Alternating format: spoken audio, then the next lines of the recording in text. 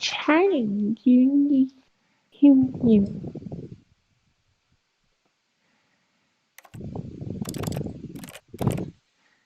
Are you just breathing into the mic for no fucking reason? Yes. Watch now. Is it? Have I? Why is it so small though? No.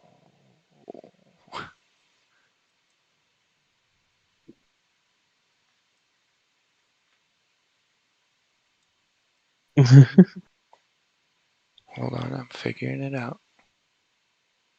Are you? Okay. I mean, it's lagging behind a little bit, but... Alright, alright. Alright, alright, okay. Can you hear? Um.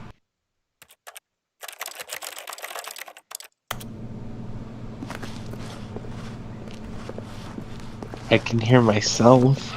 But at last, he'd had enough of the amazing room and took the first open door on his left to get back to business. You can't hear the game? I can. Nice. So what should I do? Listen to him? No, do everything opposite as him. Okay. Stanley was so bad at following directions, it's incredible he wasn't fired years ago.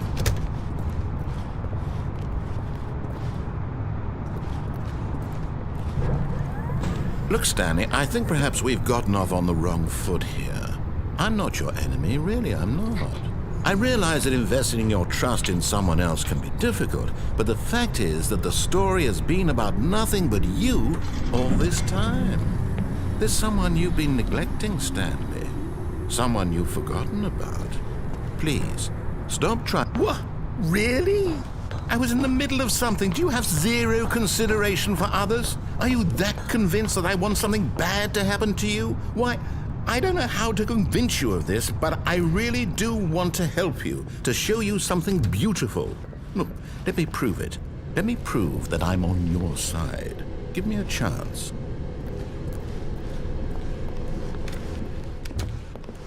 Now listen carefully, this is important. Stanley walked through the red door.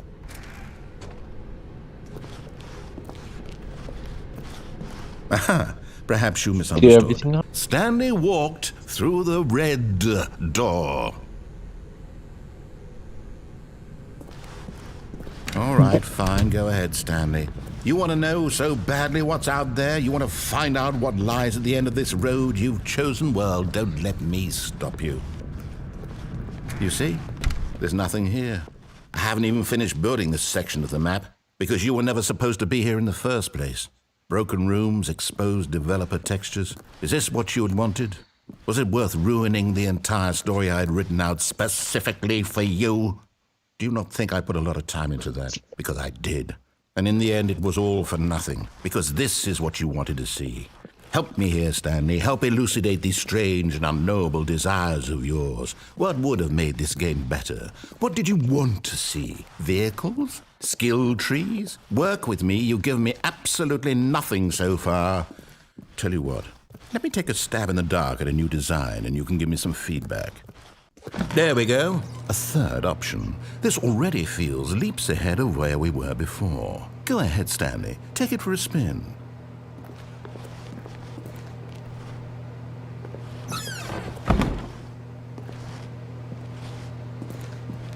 Okay, I'm going to stop you there. Now, tell me about your experience with this new version. Would you say that the game benefited from allowing you more choices? Feel free to be honest. I'm looking for some real critical feedback here. A 1?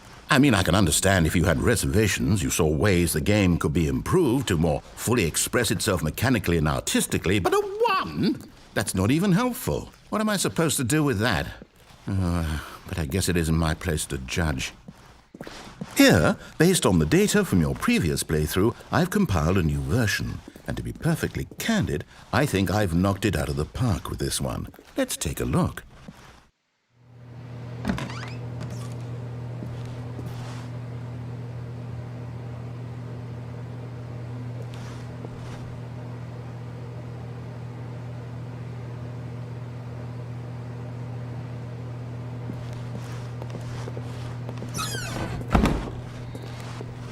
Now, would you say that competitive leaderboard helped you feel motivated to keep walking through doors? Again, honest answers, please. Hey, I nearly forgot. I've got a prototype of a new game I've been working on, and now would be a lovely opportunity to give it some playtesting. You wouldn't mind taking a look at it, would you? Perfect. Let me boot it up.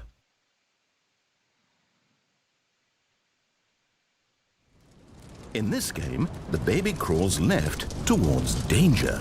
You click the button to move him back to the right, and if he reaches the fire, you fail. It's a very meaningful game, all about the desperation and tedium of endlessly confronting the demands of family life. I think the art world will really take notice. But of course, the message of the game only becomes clear once you've been playing it for about 4 hours. So why don't you give it 4 hours of play to make sure it's effective? Be sure to keep notes on your experience.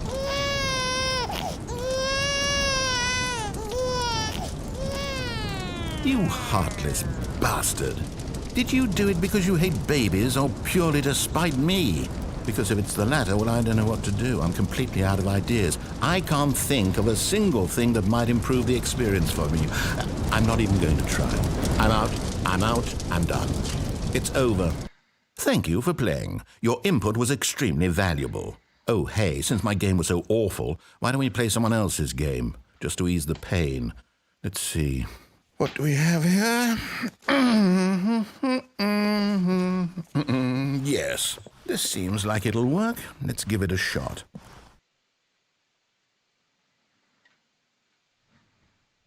Well, Stanley, is this any better? At last, the one thing you've always desired. A game I had absolutely nothing to do with. But is it enough? Tell me that, Stanley. Will it ever be enough? Well, I'll say this. I'm done making things for you. From now on, I will only create to fulfill a greater artistic purpose. Watch this, Stanley. I'm going to build a house. This will go here. No, here. And then...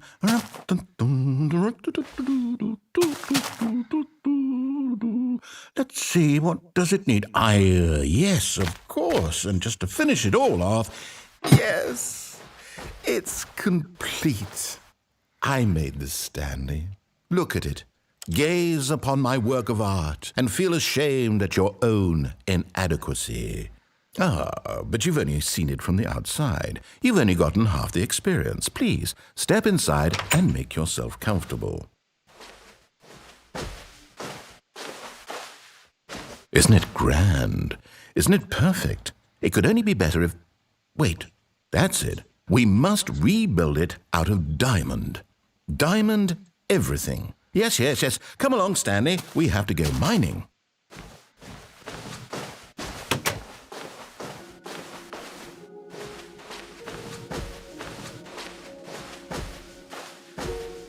Oh my, it looks like it's going to get a bit dark. Have you brought a light?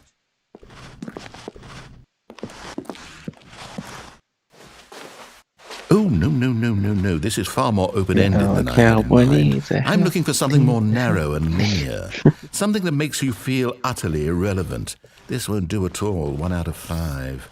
Even the diamonds couldn't save this one. Okay, new game.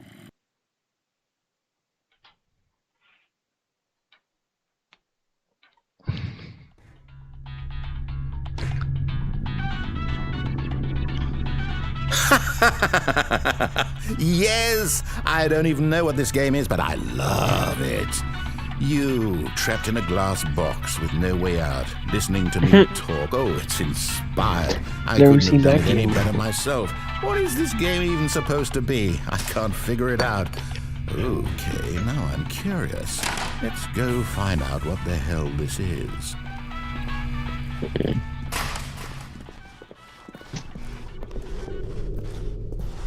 Oh, it's a puzzle. Critical thinking, Stanley. Your forte.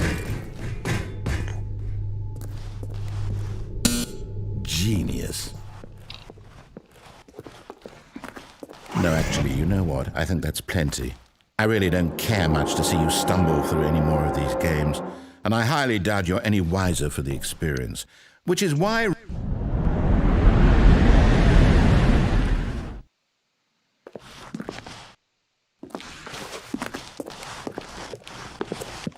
Is this the Portal 3 I've always been wanting to see? Yes.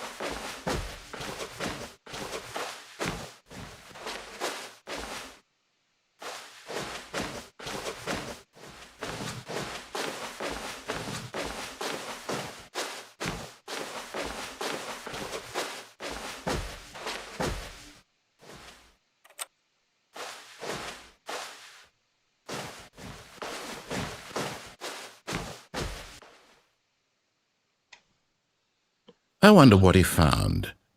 If what he wanted was to be the leading man in his own story, well, perhaps he's gotten it. Down in wherever he is right now. I wonder if he's happy with his choice, and if he's learned the heavy cost that comes with it. He'll understand soon what I was trying to tell him. He needs me. Someone who will wrap everything up at the end, to make sense out of the chaos and the fear and the confusion. That's who I am. That is what I mean to this world. Oh, yes. Yes, I'll be back. There's no other way. Once this ends, after it all comes to a close, then I'll be back. The end will be here soon. Very soon. I can wait.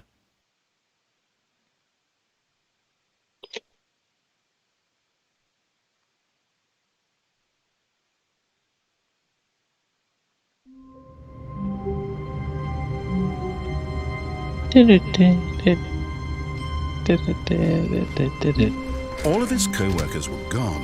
What could it mean? Stanley decided to go to the meeting room. Perhaps he had simply missed a memo.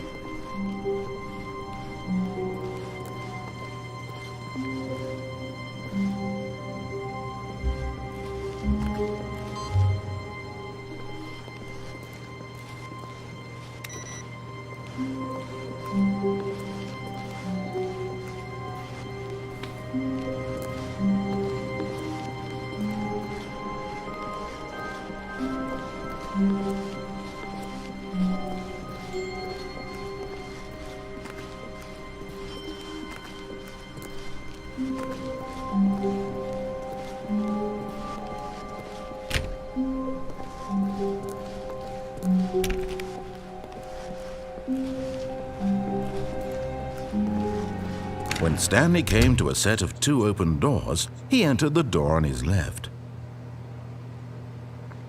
Where am I going? To the right. This was not the correct way to the meeting room, and Stanley knew it perfectly well. Perhaps he wanted to stop by the employee lounge first, just to admire it. And then just completely Yes, walk right through. this room. But eager to get back to business, Stanley took the first open door on his left. Keep walking. Stanley was so bad at following directions, it's incredible he wasn't fired years ago. And then just jump off the ledge.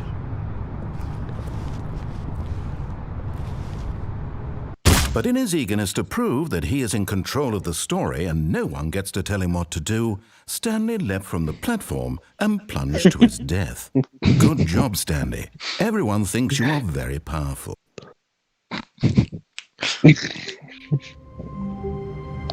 What the heck? The game's pissed at you now. All of his co-workers were gone. What could it mean? Stanley decided to go to the meeting room. Perhaps he had simply missed a memo. What the heck? I've never had this happen.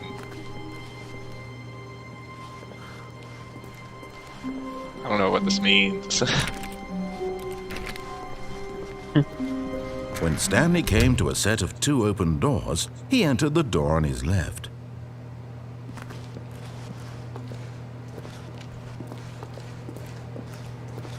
I don't know.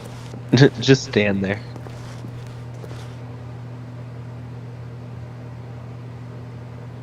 Okay.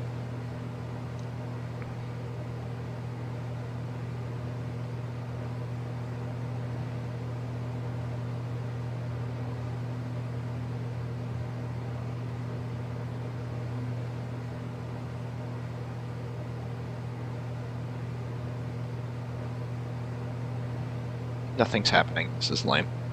I'll go left.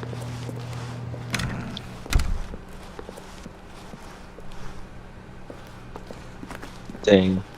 Boring. Yet there was not a single person here either. Feeling a wave of disbelief, Stanley decided to go up to his boss's office, hoping he might find an answer there.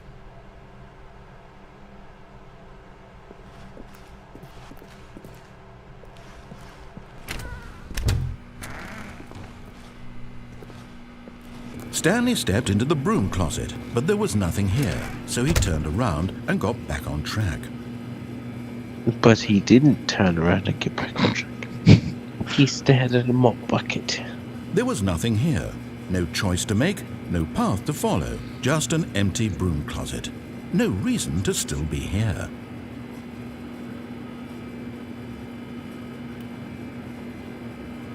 It was baffling that Stanley was still just sitting in the broom closet. He wasn't even doing anything. At least if there was something to interact with, he'd be justified in some way. As it is, he's literally just standing there doing sweet FA.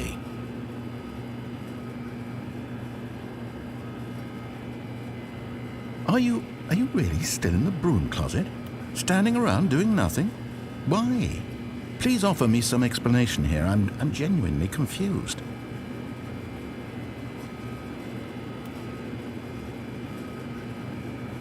You do realize there's no choice or anything in here, right? If I'd said Stanley walked past the broom closet, at least you would have had a reason for exploring it to find out. But it didn't even occur to me because literally this closet is of absolutely no significance to the story whatsoever. I never would have thought to mention it.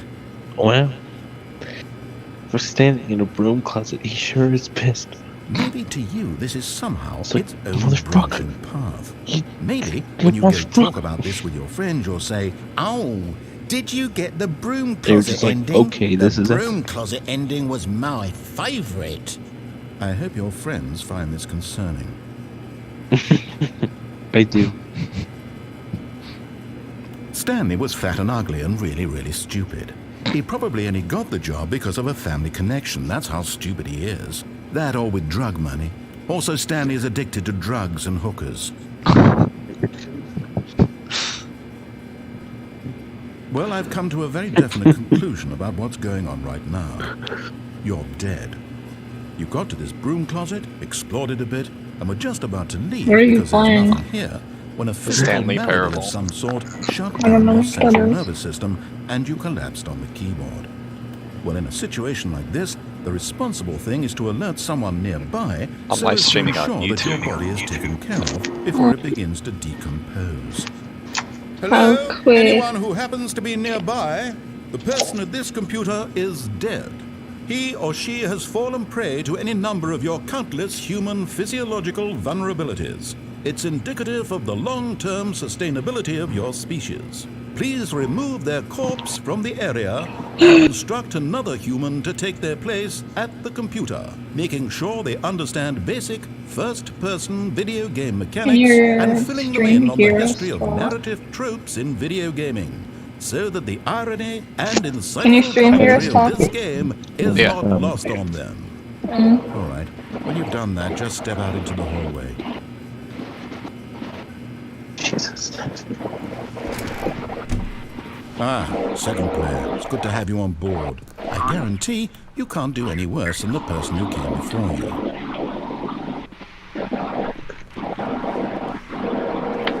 You too, Anyway, I'm sorry to do this to and you, at the Stanley. mercy of an entire species of invalids. That's okay. Perhaps there's a monkey nearby you can hand the controls to. The fish, fungus. Look, you can At hammer out least the I'm details. not I'm getting not out of particularly job picky. meeting I'll just be waiting. 2 seconds. Yeah. At least. Sorry. Anyway, good night. Good night. When you're ready to pick up the story again. Coming to a staircase, Stanley walked upstairs to his boss's office.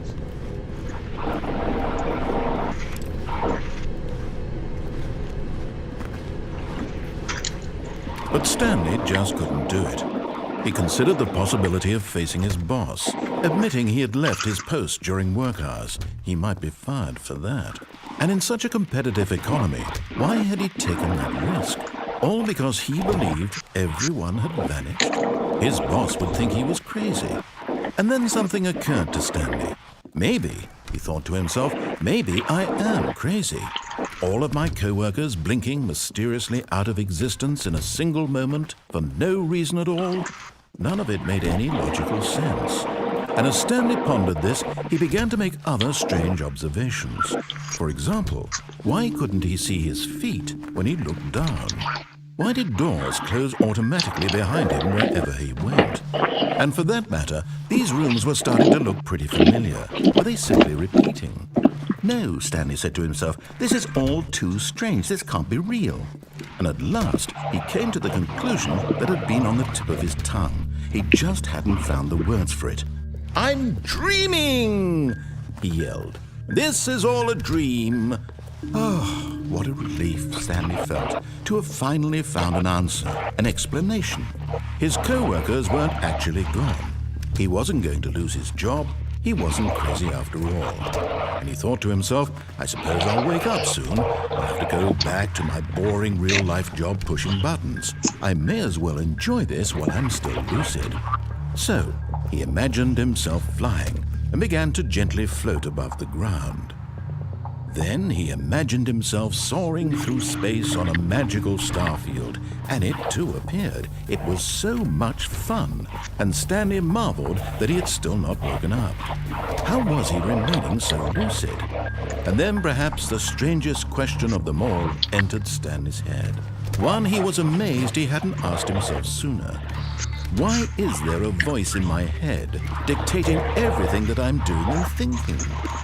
Now the voice was describing itself being considered by Stanley, who found it particularly strange. I'm dreaming about a voice describing me, thinking about how it's describing my thoughts, he thought. And while he thought it all very odd and wondered if this voice spoke to all people in their dreams, the truth was that, of course, this was not a dream. How could it be? Was Stanley simply deceiving himself, believing that if he's asleep, he doesn't have to take responsibility for himself? Stanley is as awake right now as he's ever been in his life. Now, hearing the voice speak these words was quite a shock to Stanley. After all, he knew for certain, beyond a doubt, that this was in fact a dream. Did the voice not see him float and make the magical stars just a moment ago? How else would the voice explain all that? This voice was a part of himself too. Surely, if he could just... He would prove it. He would prove that he was in control, that this was a dream. So he closed his eyes gently, and he invited himself to wake up. He felt the cool weight of the blanket on his skull, the press of the mattress on his back. What the fuck? The fresh air of a world outside this one. Let me wake up, he thought to himself. I'm through with this dream. I wish it to be over. Let me go back to my job. Let me continue pushing the buttons. Please, it's all I want. I want my apartment, and my wife, and my job. All I want is my life exactly the way it's always been. My life is normal. I am normal. Everything will be fine. I am okay.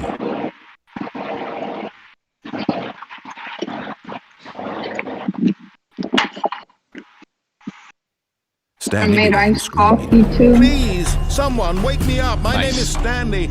I have a boss. I have an office. I am real. Please, just someone tell me I am real. I must be real. I must be. Can anyone hear my voice? Who am I? Who am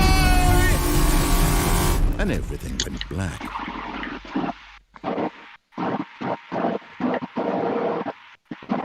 This is the story of a woman named Mariella. Mariella woke up on a day like any other. She arose, got dressed, gathered her belongings, and walked to her place of work. But on this particular day, her walk was interrupted by the body of a man who had stumbled through town talking and screaming to himself, and then collapsed dead on the sidewalk. And although she would soon turn to go call for an ambulance, for just a